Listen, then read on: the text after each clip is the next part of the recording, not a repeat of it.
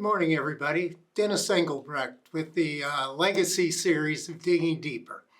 Today I want to talk about the 5 keys to successful succession. The first key is really the most important of all and probably the most neglected, and that's really setting the overarching goal for the succession process itself. And that overarching goal really doesn't vary much from situation to situation. Essentially, what everybody's trying to achieve is the long-term success for the company and for its people, including the outgoing owner or leader and the incoming team as well.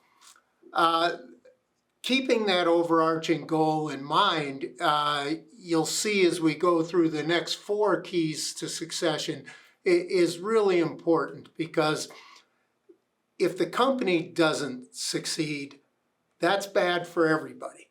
And we've seen a lot of plans over the years where perhaps the owner has extracted too much from the company and weakened it, and or situations where, the company simply wasn't healthy enough to, sustain a transaction of the kind that they were thinking about.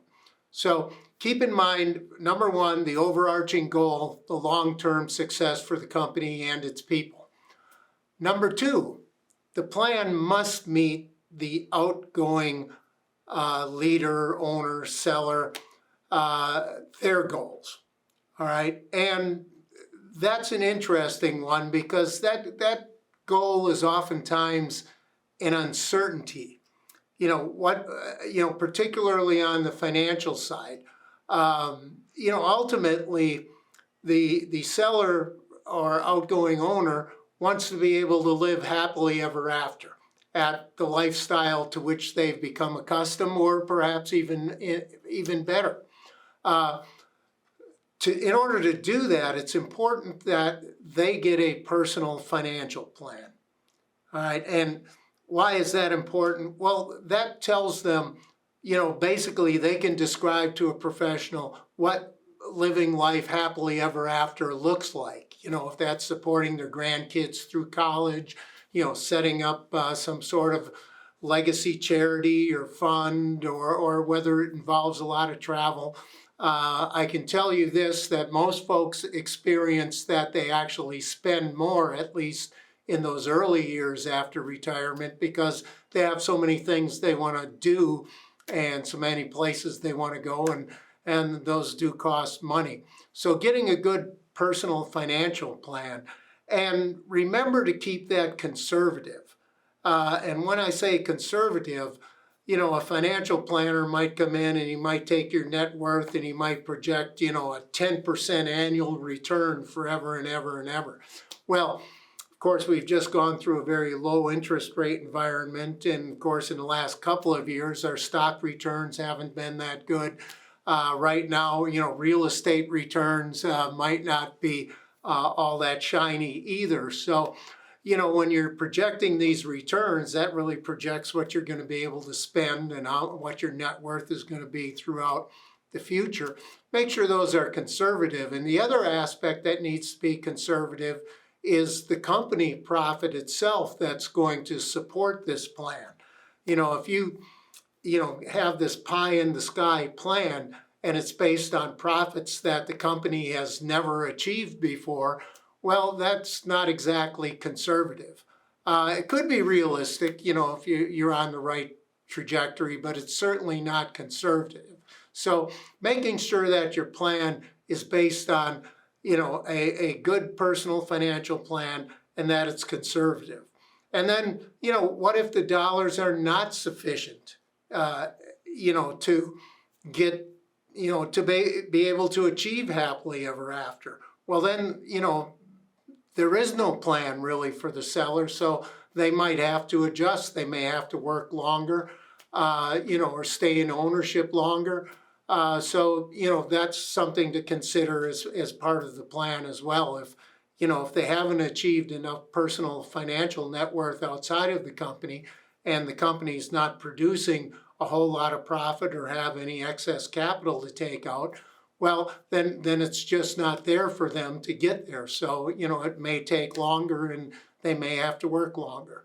And then the last aspect of that plan, meeting the owner and seller's needs, is the biggest danger that we probably see in all succession plans is greed.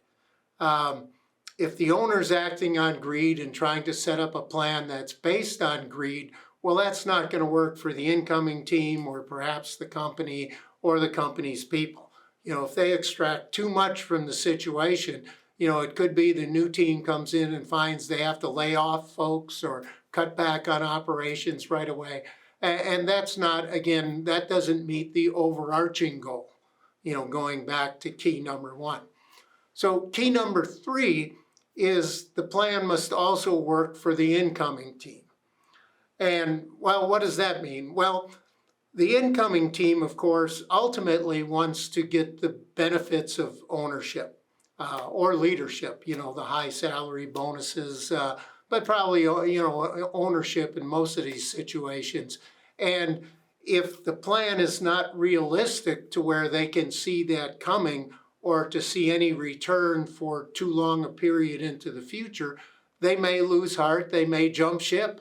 And, a lot of plans go awry because of that, because there's not a realistic return for those incoming folks to keep them there, keep them motivated, and make the whole thing work. So the plan must also work for the incoming team. And by the way, the opposite is true, I guess. If you don't start soon enough, that may not work for the team that you have either. They may be too impatient. I hope they're not, but they may be. So timing's important for that plan to work well for that team as well. Number 4, you've got to have the right leader and the right leadership team. And this is one of the reasons that successful successions oftentimes take a period of 10 plus years, because to both assess and prepare that team for leadership takes time. All right. And unfortunately, part of that time sometimes is starting over, because we find that, as we advance that person we had in mind or those people that we had in mind, it doesn't work. Maybe they can't get along together, or the person we decided to put into leadership turns out to be more flawed than we expect. And, when I mention that flaws, all leaders have flaws. And, as you look back on your own career, you may see where your flaws were and how you overcame them. Well, the team coming in is not going to be perfect either. They're going to have flaws. And during this process, where you're hopefully preparing them for leadership, those flaws start to expose themselves. And you're there, and the best approach, by the way, is straight on, head on, attacking those. Certainly don't ignore them and put your head in the sand, because going back to the overarching goal, that's not going to be good for the long-term success of the company and its people, nor executing the transaction. So you can't ignore those flaws. You have to hit them head on. And, you oftentimes find out as you put people in that position whether they're going to break through and overcome those flaws, or whether they're going to fall on their own sword, so to speak. So, that's a period that takes time. It takes testing, development. Very much I recommend that you start involving those folks very early on, before the financial transaction takes place. Get them involved in the strategic works of the company, the strategic planning of the company, and the financial planning and reviews of the company, so that once they get into that position, they know what it's all about. They know what it takes to run a company successfully. They know what the financial aspects of that look like. So number 4 is having the right leader and the right leadership team, and that takes time and development. And then finally, number 5, and possibly equally important to number 1, is a strategic plan. Make sure you have a current strategic plan that supports the succession plan.